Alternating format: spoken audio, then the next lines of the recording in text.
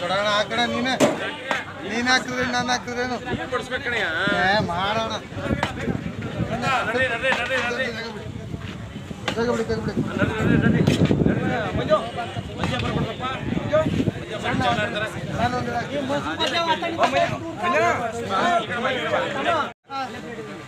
ರಶೀದ್ ಭಾಯ್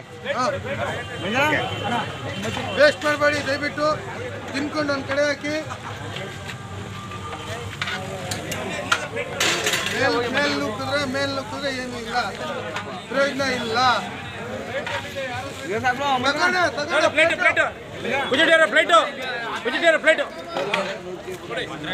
ಮೇಲ್ ಬೀಳ್ಬಾರ್ದು.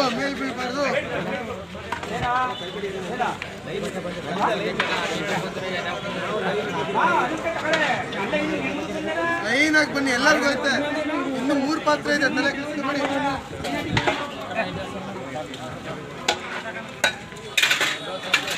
ಎಲ್ಲರಿಗೂ ಹಾಕ್ತೀನಿ ರೀ. ದಯವಿಟ್ಟು ನೋಡಿ ನೀವು ಮಾತ್ರ ಸರಿ ಇಲ್ಲ ಇದು.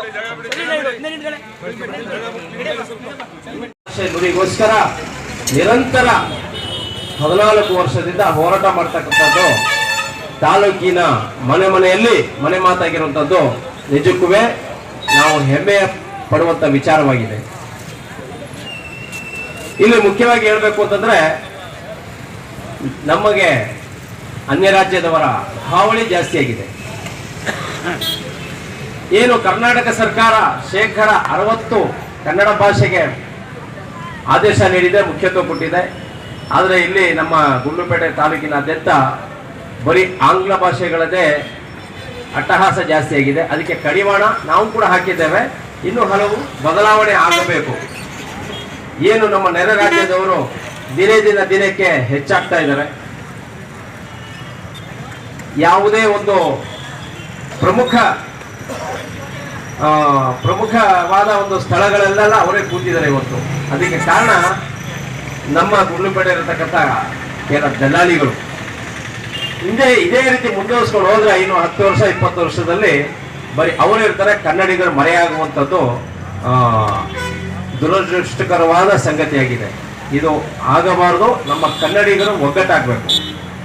ಯಾವುದೇ ಒಂದು ಹೋರಾಟಗಳನ್ನು ಮಾಡುವಾಗ ನಮ್ಮ ಇಲ್ಲಿರ್ತಕ್ಕಂಥ ಸಾರ್ವಜನಿಕರ ಮನಸ್ಥಿತಿ ಏನಾಗಿದೆ ಅಂದರೆ, ಏನವರು ಸುಮ್ಮನೆ ಕಿರ್ಚಾಡ್ತಾರ ಅನ್ನೋ ಭಾವನೆಗಳು ಮುಂದೆ ಯಾರು ಬರ್ತಾ ಇಲ್ಲ.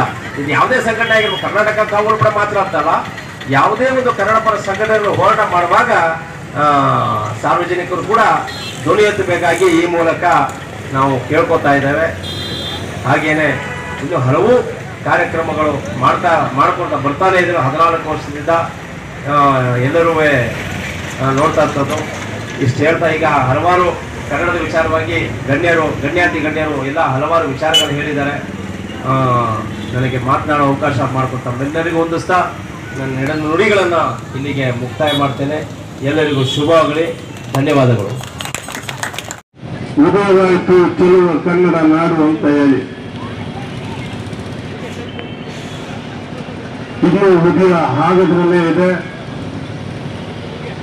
ನಾವು ಉದಯವಾಗಲಿ ಕನ್ನಡ ಚೆಲುವ ನಾಡು ಅಂತ ಅನ್ನೋಂಥದ್ದು ಬಣ್ಣನೆಯಾಗಿ ಹೋಲಿಸೋದ್ರಲ್ಲೇ ಕಾಲ ಕಳೆದಂಥದ್ದು ಆಗಿದೆ.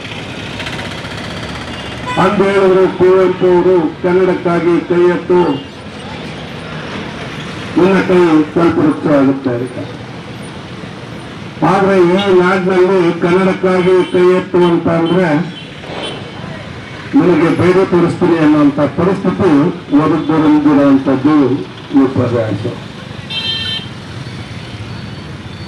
ಯಾವ ಸರ್ಕಾರ ಸರಿಯಾದ ಸಂದರ್ಭದಲ್ಲಿ ನಾಡಿನ ವಿಚಾರ ಬಂದಂತ ಸಂದರ್ಭದಲ್ಲಿ ತಾನೇ ಸ್ವಯಂ ಚಿಂತನೆ ಮಾಡಿ ಕ್ರಮ ಕೈಗೊಂಡಿದ್ದರೆ ನಮ್ಮಂತವರು ಯಾರು ಬೀದಿಗಿಳಿದು ಹೋರಾಟ ಮಾಡ್ತಾ ಇರಲಿಲ್ಲ. ಅಂದು ಸ್ವಾತಂತ್ರ್ಯಕ್ಕಾಗಿ ಅನೇಕ ಮಹನೀಯರು ತ್ಯಾಗ ಬಲಿದಾನಗಳಾಯಿತು. ಭಾರತವನ್ನ ಉಳಿಸ್ಕೊಳ್ಳುವಂತ ಕೆಲಸವೂ ಆಯಿತು. ಅದೇ ರೀತಿ ಕನ್ನಡದ ರಾಜ್ಯದ ವಿಚಾರ ಬಂದಾಗ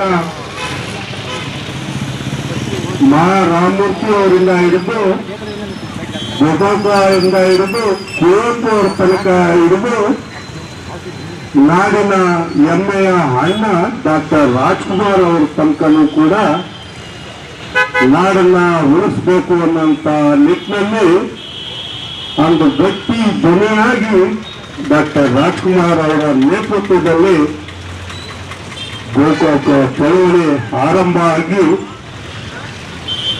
ಅದು ಒಂದು ರೀತಿಯಲ್ಲಿ ಹಂತಗೊಳಿಸಿ ಇಡೀ ನಾಡನ್ನ ಒಟ್ಟುಗೂಡಿಸಿದಂತ ಅಣ್ಣ ಡಾಕ್ಟರ್ ರಾಜ್ಕುಮಾರ್ ಅಣ್ಣ. ಇವತ್ತು ಅಂತವರ ಅವಶ್ಯಕತೆ ಎತ್ಕಾಣ್ತಾ ಇದೆ ಈ ನಾಡಿಗೆ.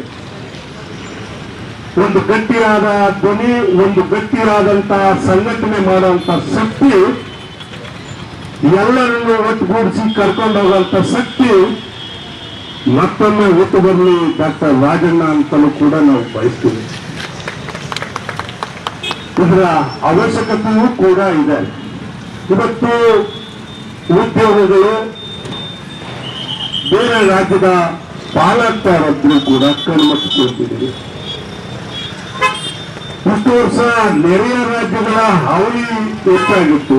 ಈಗ ಉತ್ತರ ಭಾರತದ ಸಂಖ್ಯೆನೂ ಕೂಡ ಗಣನೀಯವಾಗಿ ಏರಿಕೆ ಆಗ್ತಲೇ ಇದೆ. ಅದು ಒಂದು ರೀತಿಯಲ್ಲಿ ನಾಡಿನ ಮಕ್ಕಳ ಭವಿಷ್ಯದ ದೃಷ್ಟಿಗೆ